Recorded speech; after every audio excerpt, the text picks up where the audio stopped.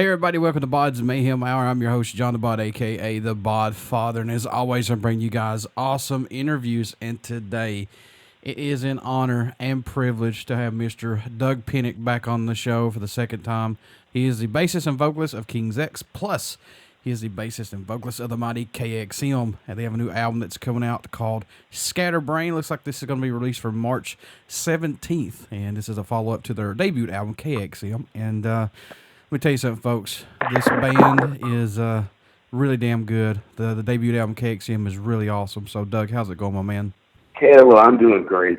Are you surprised KXM's debut album had success like it did, and everyone, took it in and digested it and just, loved that album, man, from you guys? I was surprised. I really, really was. Not like I thought we were going to put a record out and nobody cared, but I just was not expecting the response that we got, and I'm happy about it completely. What's impressed you the most about making the new album, Scatterbrain? What's caught your eye about it, if any, on this one, dude? Is it a little bit more darker than the original KXM album? Oh, man, I don't know. It's like looking in a mirror at your face. You can't really tell what you got, whether it's good or bad. You just hope people like it.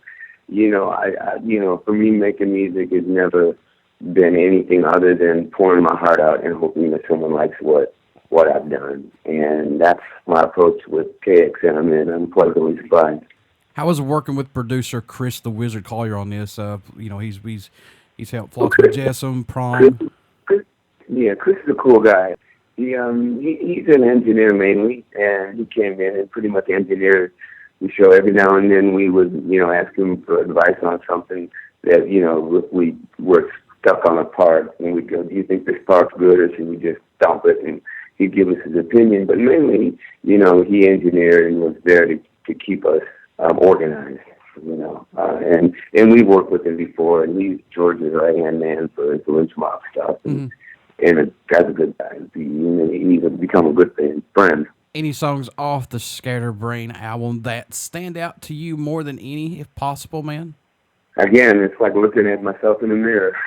I don't know. Yeah. But I knew that the Scatterbrain video came out, and that was our first choice for a single, and it seemed the response was like way more than anything we've done with KXM.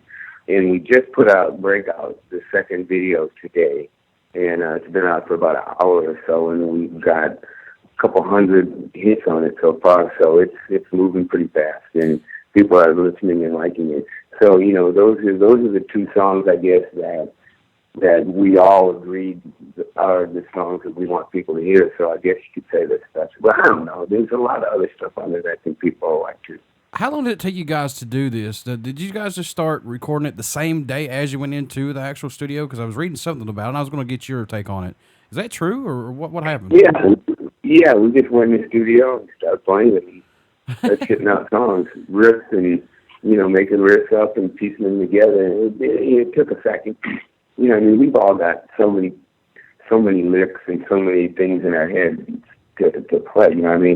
We've been playing music for most of our lives. We're not young anymore, so we've got riffs in our head, and we've been doing this for a long time. So it doesn't take long to come up with a riff. It doesn't take a year to write a song, or go into a studio and take a month to work on one song. I don't even think that makes sense, to work on a song for a month before it's finished. It's like, how many riffs can you come up with and hate before you find the right one? It's like, come on. Yeah. But, people always say that, you get to do it so fast, but I think that's the only way to make music, is do it fast. It's spontaneous. You put it out there and you do it and let it be. Because if you start dissecting it and trying to figure it out, it'll become generic. It might be a number one hit, because of it's been doctored for the masses, or dumbed down for the masses to get it, if you want to look at it that way. But, I just believe music should be just emotionally just throw it at you, and you like it or you don't. Nothing, plain and simple. I never like to complicate what I do, with words. It's just, I've always thought, you just go do it. You just jump in the water. If it's cold, you get used to, stand there and go, how cold is the water? And how, you don't analyze it. You just do it. That's what art is. Yeah, it's like I told Ray earlier. I was like, thank God for KXM. And I'm not saying it just because you guys are on here. I mean, it's the truth, because it's like I told Ray, it's a fresh of breath air, man. This is something that we need in metal today. Wow. Those are some great words. I'll never forget them. Yeah. Thank you. Yeah, I mean, honestly, I played the KXM debut album. I like the diversity on that album. It's like I said, it's peaks and valleys on it. It's from top to bottom, Doug. It's a badass album from you guys, man. Thanks. What helps you guys? We appreciate it. What helps you guys, especially you? What helps you keep your mind fresh and open to new, lyrics that you've not done before, things like that, stepping out of the box? What helps you keep it fresh, man? For me personally, what keeps it fresh is, it's not keeping it fresh. It's, I know what I don't like. And it's like you come up with something, and when you mix something up or you're making a song up, and all of a sudden you go, I'm just not liking, I'm not feeling good about it. You go, well, that's because you don't like it. So find something new.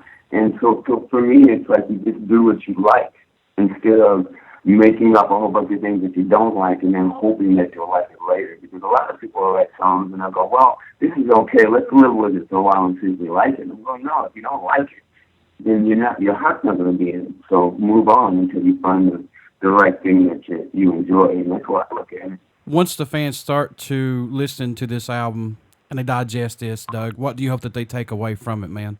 I don't know, because I've been making music for so long, and everyone has such a drastically different comment on how the music affects them. I'm just happy and hope that people like it and get something out of it. Whether it's musical, whether it's lyrical, whether it's inspiring, or whether it's just put in your car and rock out. For me, it's a medicine. I hope that it heals people, musically wise, Mm-hmm.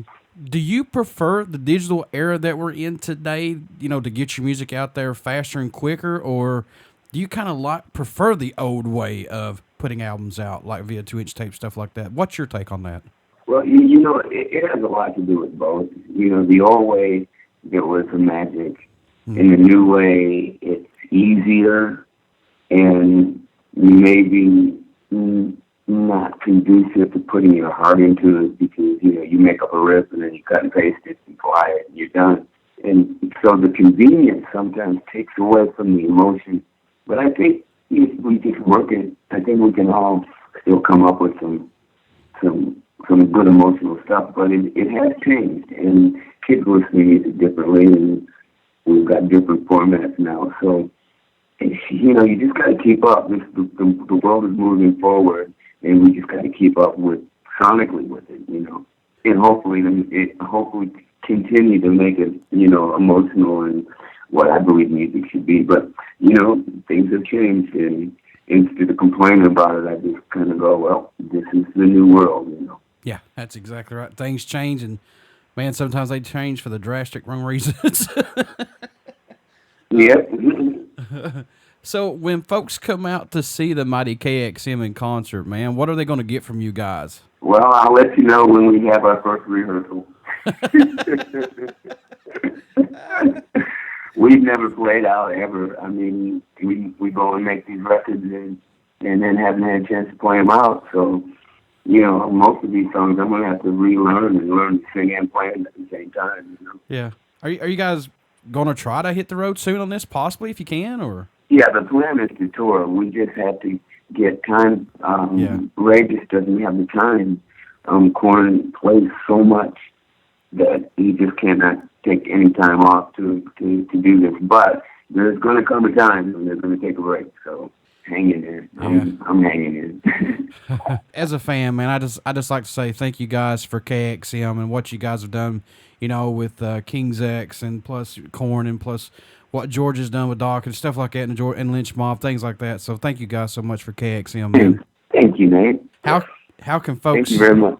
How can folks stay in touch with you guys? Buy some merchandise, plus buy this new album that's going to come out, Doug. How can they do that? Yeah, I mean, Kings X, Facebook is where you can go and find links to wherever you need to go for Kings X and KXM, same thing. And, you know, if you want to know anything about me, just look up Dug Pinnick, you know, Google it, and it's kind of overwhelming how much crap there is out there on me. So. Hey man, you're one of the metal icons, and I've said that from the get go. I have you in my top 5. So I mean, honestly, you can't talk metal or music without talking about Kings X, because you guys have made a huge impact on a lot of us. Thank you very much, man. I appreciate that. Hey, before I let you go, good sir, will you care to do a promo for my show? Sure. Hey, this is Doug from Kings X, and you're listening to BODS Mayhem Hour. May the groove be with you. Everybody stick around. We got some great music coming up, and you only hear these interviews right here on BODS Mayhem Hour and Uber City Radio. Thanks, Doug. You're welcome, bro.